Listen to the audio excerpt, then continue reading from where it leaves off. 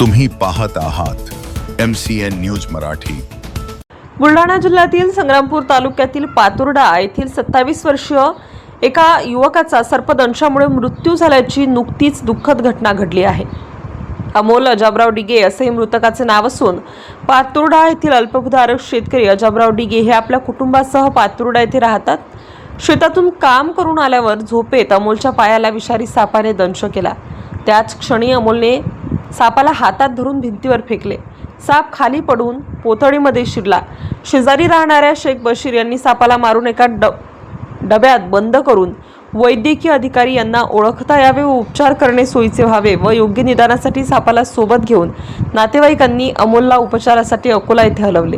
4 दिवस डॉक्टरांनी शर्थीचे प्रयत्न केले, मात्र विषारी सापाचे विष पूर्ण शरीरात पसरल्याने अमोलचा उपचारादरम्यान 5व्या दिवशी दुर्दैवी मृत्यू झाला। मृतकाच्या पश्चात आई वडील, 3 भाऊ, 5 बहिणी, बराच आप्त परिवार आहे।